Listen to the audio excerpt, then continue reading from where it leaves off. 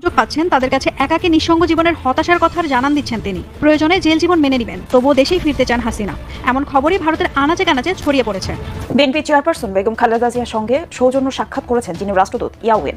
গুলশানে চেয়ারপারসনের বাসভবনে এই সাক্ষাৎ অনুষ্ঠিত হয়। এই সময় উপস্থিত ছিলেন বিএনপির স্থায়ী কমিটির সদস্য অধ্যাপক ডক্টর AZM জাহিদ হোসেন। হচ্ছে এরকম বাংলাদেশিদের অতিরিক্ত ছাড়ের ঘোষণা দিল কলকাতার হাসপাতাল। আসলে বাস্তবতা হলো এই যে বাংলাদেশি রোগী, বাংলাদেশি কাস্টমার, ব্যবসায়ী ছাড়া কলকাতার বাজার অর্ধেক নাই। চ্যানেলগুলোতেও আছে, কিন্তু আমি সত্যিকার অর্থে বাংলাদেশের চ্যানেল কেন দেয়নি আমি জানি না যে সরকারের দিক থেকে কোনো নির্দেশনা চ্যানেলকে দেওয়া হয়েছে কিনা যে শেখ হাসিনার বক্তব্য আর প্রচার করা যাবে না। আসসালামু আলাইকুম রহমতুল্লাহ। সবাই কেমন আছেন? আশা করি সবাই অনেক অনেক ভালো এবং সুস্থ আছেন। সবাইকে স্বাগতম জানাচ্ছি আমাদের আরেক নতুন ভিডিওতে। প্রতিদিনের মতো আমি আব্দুল বাসির রিয়াদ ফারুকী আবারও চলে আসলাম নতুন একটা ভিডিও নিয়ে। দর্শক, আজকের ভিডিও টাইটেল এবং থাম্বনেল দেখে ইতিমধ্যে বুঝতে পেরেছেন আজকে কি বিষয়টা নিয়ে কথা বলবো। ভিডিওর শুরুতে কিছু অংশ বিশেষ দেখে ইতিমধ্যে বুঝতে পেরেছেন ভিডিওর অংশ বিশেষ। তো দর্শক, আর বেশি কথা বলছি না, আমরা ভিডিওর বাকি অংশগুলো দেখে আসবো। তার আগে আপনাদেরকে ছোট্ট একটি অনুরোধ জানিয়ে রাখতে চাই, যারা আমাদের এই চ্যানেলটিতে নতুন আছেন চ্যানেলটি সাবস্ক্রাইব করে সাথে থাকবেন। যারা ইতিমধ্যে সাবস্ক্রাইব করেছেন তাদেরকে অসংখ্য ধন্যবাদ জানিয়েই মূল আলোচনায় চলে যাচ্ছি। সবাইকে অনুরোধ করবো ভিডিওটি ধৈর্য সহকারে শেষ পর্যন্ত দেখার। রাখে আল্লাহ বাড়িতে। আল্লাহ বারবার আমাকে বাঁচিয়েছে। আমি সবসময় বলছি যে নিশ্চয়ই আল্লাহ কোনো কাজ আমাকে দিয়েছে, সেই কাজটুকু সম্পূর্ণ না হলে আল্লাহই আমাকে রক্ষা করবে। 4 মাস আগে ছাত্র জনতার আন্দোলনের মুখে বাংলাদেশ থেকে ক্ষমতাচ্যুত হয়ে শেখ হাসিনা একটি সামরিক বিমানে চেপে দিল্লিতে অবতরণ করেছিলেন। এরপর থেকেই সেখানে অবস্থান করছেন তিনি। সেখানে থাকার ফলে গত 15 বছরের রুটিন জীবন থেকে অনেকটা বিচ্ছিন্ন হয়ে পড়েছেন তিনি। একাকী নিঃসঙ্গ জীবনে তার হতাশা বেড়ে যাচ্ছে। শেখ হাসিনার সাথে যারা ক্ষণিকের জন্য সাক্ষাতের সুযোগ পাচ্ছেন তাদের কাছে একাকী নিঃসঙ্গ জীবনের হতাশার কথা জানান দিচ্ছেন তিনি। প্রয়োজনে জেল জীবন মেনে নেবেন, তবুও দেশেই ফিরতে চান হাসিনা, এমন খবরই ভারতের আনাচে কানাচে ছড়িয়ে পড়েছে। ভারতে যে খুব বেশি ভালো নেই হাসিনা তা অনুমান করা যাচ্ছে ভারতীয় মিডিয়ার বরাতে। একাকী নিঃসঙ্গ জীবন আর কত ভালো লাগে, ইয়োগা আর বই পড়ে কতটা সময় কাটানো যায়, এ যেন সাজাবিহীন জেল জীবন। শেখ হাসিনা পরিস্থিতি বিবেচনা করে দেশ ছাড়লেও এখন তার মনে উকি দিচ্ছে নানা জল্পনা। একে তো নেতাকর্মীদের রেখে পালিয়ে যাওয়ার অভিযোগ, তার উপর একের পর এক হত্যা মামলা। কি করবেন কুল পাচ্ছেন না তিনি। ভারত সরকারও যে তাকে খুব বেশি মূল্য দিচ্ছে তা নয়, স্রেফ সাবেক প্রধানমন্ত্রী হিসেবে সুরক্ষায় রাখা হয়েছে তাকে। এদিকে পালিয়ে যাওয়ার 4 মাস হাসিনা ইস্যুতে ভারত সরকারও কোনো কার্যকর পদক্ষেপ না নেওয়ায় হতাশা নিয়ে বাংলাদেশে ফেরার ভাবনাটি মাথায় বেশি ঘুরপাক খাচ্ছে বলে মনে করছেন ভারতীয় বিশ্লেষকরা। দেশে ফিরে জেলে থাকতে হলেও দেশে আওয়ামী পন্থীদের ভালোবাসা অন্তত পাওয়া যাবে, এমনটাই নাকি ভাবছেন তিনি। ভারতে কার্যত হাসিনা যে অবস্থায় আছেন তা জেল জীবনের চেয়ে খুব বেশি স্বাধীন নয়। সাবেক প্রধানমন্ত্রী হিসেবে বাংলাদেশের জেলে তিনি যে ডিভিশন পেতেন তাতে ভারতের সুযোগ সুবিধার চেয়ে কম কিছু হতো না। বরং দেশে থাকলে তিনি স্বজন ও নেতাকর্মীদের সাথে দেখা করে প্রয়োজনীয় নির্দেশনা নিতে পারতেন, এমনটাই বলছে ভারতে অবস্থানরত দেশি বিদেশি বিশেষজ্ঞরা। এখন প্রশ্ন হচ্ছে, বর্তমান রাজনৈতিক পরিস্থিতিতে দেশে ফিরতে চাইলেই কি হাসিনা তা পারবেন? এখনো আওয়ামী লীগের বিরুদ্ধে দেশে ক্ষোভ বিক্ষোভ চলছে, তাদের দলীয় সংগঠনও ছত্রভঙ্গ। এই অবস্থায় তার পক্ষে কি সম্ভব দেশে ফিরে দলের হাল ধরা? আওয়ামী লীগের তৃণমূল নেতারা মনে করছেন তাদের নেত্রীর দেশে ফেরা এখন শুধু সময়ের অপেক্ষা। তবে শেখ হাসিনা যে দেশের অতিথিয়তায় আছেন তারা কিন্তু এখনই এতটা আগ বাড়িয়ে ভাবতে রাজি নয়। সাউথ ব্লকের একজন শীর্ষস্থানীয় কর্মকর্তার কথায়, পিচ এখন প্রতিকূল, বল উল্টাপাল্টা লাফাচ্ছে, এমন সময় চালিয়ে খেলতে গেলে হিতে বিপরীত হতে পারে। এখন ধৈর্য ধরার সময়, প্রতিপক্ষের সবুজ বলের জন্য অপেক্ষা করাই শ্রেয়। রাজনীতির উইকেটে পোর খাওয়া ব্যাটার শেখ হাসিনা নিশ্চয়ই এটা জানেন। সে অনুযায়ী উপযুক্ত সময় এলেই সেটি কাজে লাগাবে।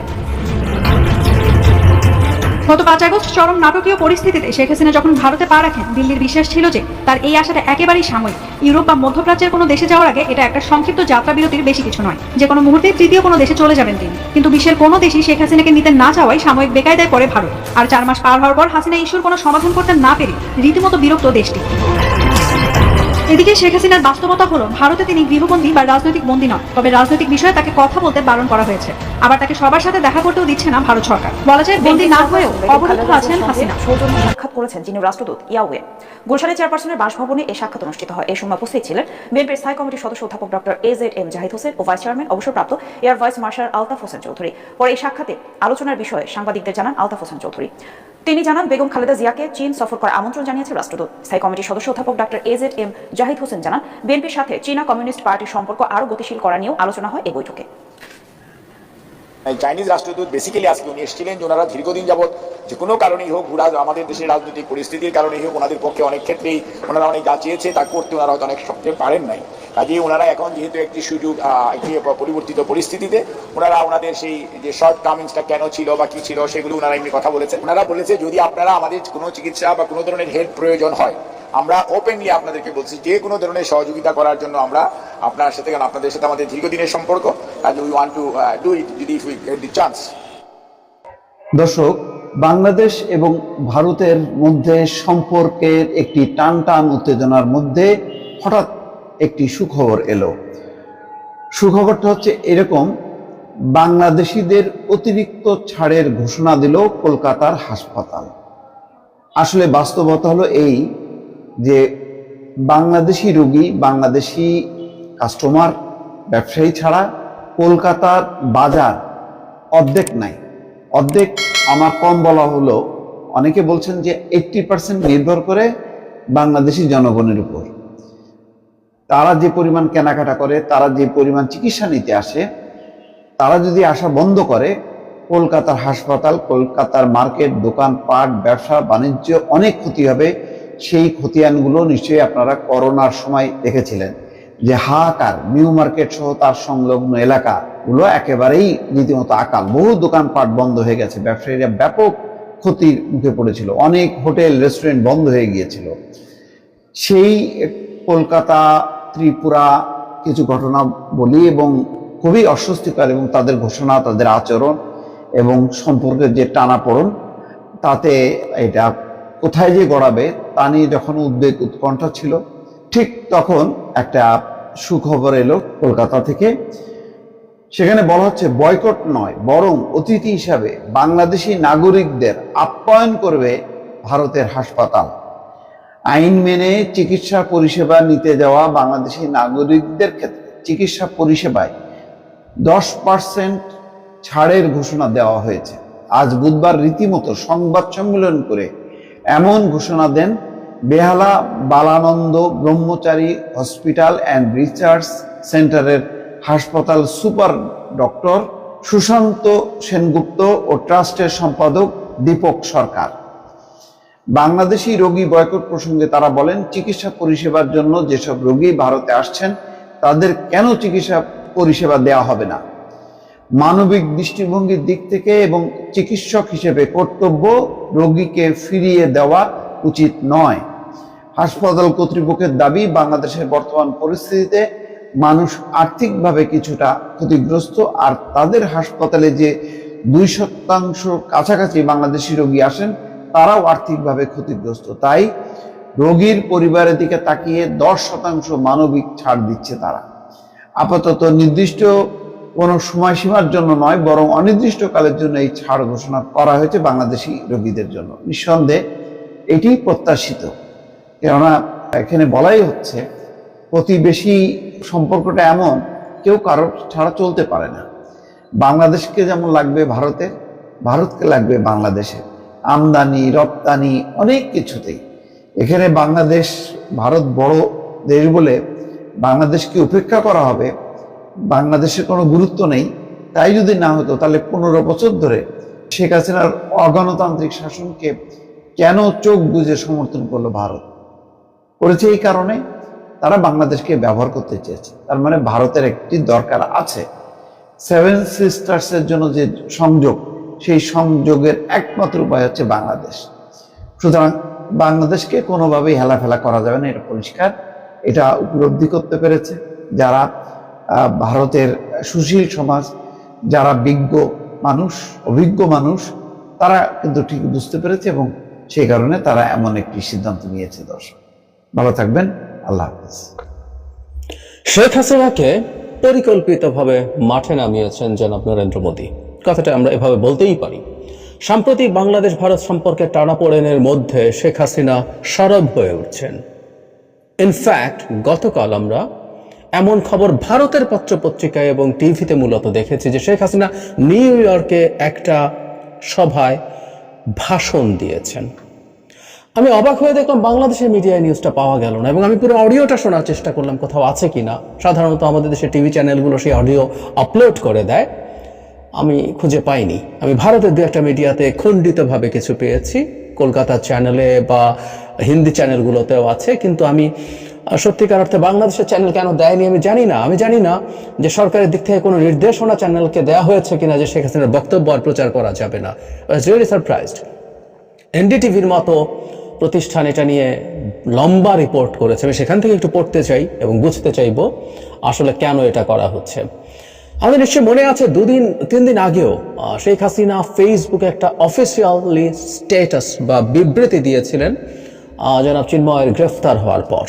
এটা একটু মাথায় রাখতে হবে এবং এ যাবৎকালে শেখ হাসিনার এটা একটা অফিসিয়াল বিবৃতি, যেটা তাদের ভেরিফাইড ফেসবুক পেজ আওয়ামী লীগের, সেখান থেকে শেয়ার করা হয়েছে। এর আগে উনি পালিয়ে যাওয়ার পর ভারত থেকে একটা বা দুটো স্টেটমেন্ট দিয়েছিলেন, যেগুলো তার সন্তান তার ফেসবুকে আপলোড করেছিলেন। এরপর বাংলাদেশ সরকারের একটা শক্ত অবস্থানের কারণে তিনি ব্যাকফুটে গিয়েছিলেন। আমাদের মনে থাকার কথা, ডক্টর ইউনূস স্পষ্টভাবে পিটিআইকে বলেছিলেন আমরা তাকে চাইব, কিন্তু চাওয়ার আগ পর্যন্ত তিনি যদি ভারতে থাকেন তাহলে তাকে তার মুখ বন্ধ রাখতে হবে, এবং সেটাই উচিত ছিল। কিন্তু এরপর আমরা ধাপে ধাপে দেখলাম চুরি করে তার বক্তব্য সামনে ছাড়া হচ্ছে। কিন্তু এবার আরো স্পষ্ট, চুরি করে মানে তিনি ফোনে কারোর সাথে কথা বলছেন, সেটা রেকর্ড করে কেউ ছেড়ে দিচ্ছে। এটা পরিকল্পিতভাবেই, এগুলো ফাঁস না, এগুলো পরিকল্পিতভাবে ছাড়া হচ্ছিল। কিন্তু উনি এখন অফিসিয়ালি কথা বলছেন এবং এনডিটিভিও ঠিক এই কথাটা উল্লেখ করেছে। আমি এনডিটিভির একটা জায়গা থেকে যদি একটু পড়ি, সেটা হচ্ছে,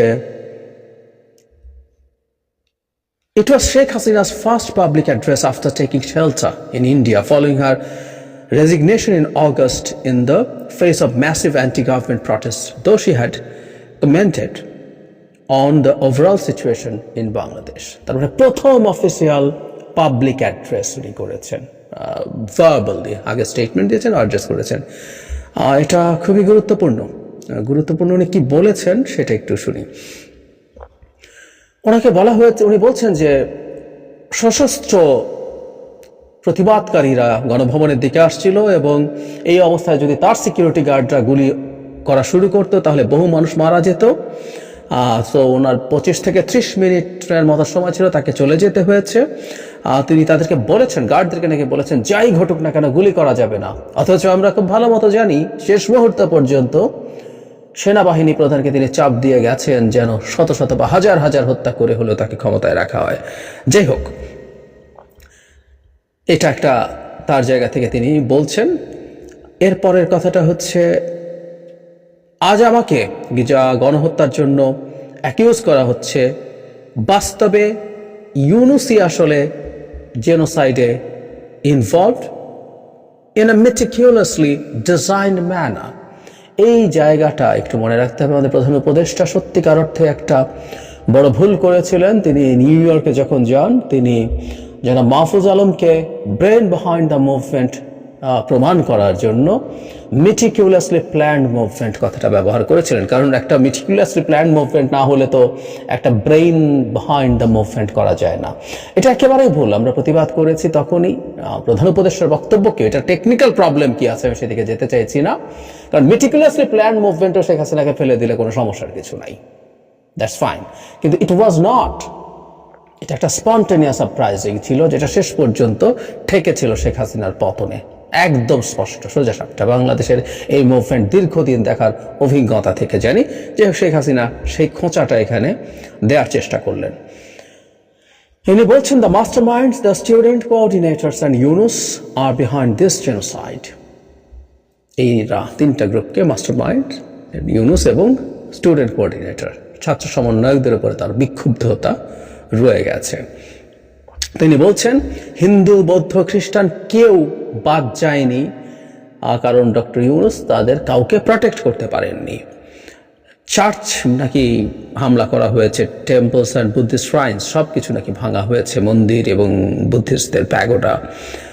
বলা হচ্ছে যখন হিন্দু প্রটেস্ট করেছে তখন ইসকন লিডার অ্যারেস্টেড। খেয়াল করি, ISKCON leader, he is not in fact. আমরা প্রথম দিন থেকে বলছি এটাই ইন্ডিয়ান প্রোপাগান্ডা। বাংলাদেশে ইসকন আজান দিয়ে সমাবেশ, সংবাদ সম্মেলন করে ঘোষণা করছে যে তাকে বহিষ্কার করা হয়েছে, কিন্তু ভারতের বয়ান ও শেখ হাসিনার মুখে যে ইসকন লিডারকে অ্যারেস্ট করা হয়েছে চিন্ময় দাস সম্পর্কে তিনি বলছেন। উনি বলছেন কেন তাদেরকে মাইনরিটিদেরকে এই পরিমাণ হামলা করা হচ্ছে, নির্যাতন করা হচ্ছে, তাদেরকে কেন আক্রমণ করা হচ্ছে। উনি বলছেন এখানে কোনো রকম কোনো জাস্টিস নেই। ইভেন নিজ সম্পর্কে বলছেন I've never got the time to resign. মানে এটা ইন্টারেস্টিং, এবং এটা নিয়ে রেফারেন্স আরেকটা আছে, আমি সেই জায়গায় যাব। উনি যে মাঠে নেমেছেন, তাকে যে মাঠে নামিয়েছে মোদি এবং ভারতের security establishment, it's very clear now. উনি পদত্যাগ করতে পারেননি। আমি ভারতের একটা চ্যানেলে দেখলাম তাকে সাবেক প্রধানমন্ত্রী বলে যখন নিউজ কাস্টে কথা বলছেন, পরে একজন তথাকথিত বিশেষজ্ঞকে আনা হয়েছিল। ভারতের আসলে তো কোনো বিশেষজ্ঞটাকে দেখি না, এরা মূলত বিজেপির অ্যাক্টিভিস্ট সবাই। যাই হোক, সে বিশেষজ্ঞ এসে উপস্থাপিকাকে শুধরে দেন যে আপনি তাকে সাবেক প্রধানমন্ত্রী কেন বলছেন, তিনি কি পদত্যাগ করেছেন? তার পদত্যাগ নিয়ে যথেষ্ট স্পষ্টতা আছে এবং তাকে টেকনিক্যালি সাবেক প্রধানমন্ত্রী বলা যাবে না, এই ধরনের কথা বলা হয়েছে। এই হয়েছে তার মোটামুটি কথাগুলো। কিন্তু যেটা সবচেয়ে, আমি খুব বেশি আর যাব না, এখানে বিজয় দিবস উপলক্ষে এটা বলা হয়েছে, সেটা বলা হয়েছে, এবং বলা হয়েছে যে তাকে আসলে হত্যা করার উদ্দেশ্যেই এই যাবতীয় সব কিছু হয়েছে। তার বাবাকে বা পরিবারকে যেভাবে হত্যা করা হয়েছে সেটা। উনি বলছেন মানুষ যখন সমানে মারা যাচ্ছে তখন তিনি ডিসাইডেড টু লিভ, উনি পালিয়ে যাওয়ার সিদ্ধান্ত নিয়েছেন। এই হচ্ছে মোটামুটি কথা। কিন্তু এর সাথে একটা জিনিস একটু যোগ করতে চাই। একই ধরনের একটা সমাবেশের ডাক দেওয়া হয়েছে, মানবজমিন একটা ইন্টারেস্টিং নিউজ করেছে। 8 ডিসেম্বর, যেখানে অনেক হাজারো নেতাকর্মীর উপস্থিতির চেষ্টা হচ্ছে। আয়োজক যুক্তরাষ্ট্র আওয়ামী লীগ শেখ হাসিনাকে প্রধানমন্ত্রী দাবি করে ওই আয়োজনে একটা পোস্টার করেছে, যেখানে প্রধান অতিথি হিসেবে শেখ হাসিনা বক্তব্য রাখবেন বলে প্রচার চলছে। খেয়াল করছি আমরা, এখানেও প্রধানমন্ত্রী, তার মানে এই ন্যারেটিভটা আস্তে আস্তে সম্ভবত আসবে। এখানে উনি খুব জোর দিয়ে পদত্যাগ না করার কথা বলেছেন, এবং ব্রিটেনও একই রকম চেষ্টা। সুতরাং এখন এটা ভারত মোদি সরকারের পরিকল্পনায় ঘটনাটা ঘটছে। প্রশ্ন আসতে পারে কেন, এতে কি অর্জন করা যাচ্ছে, কি লাভ হবে তাদের?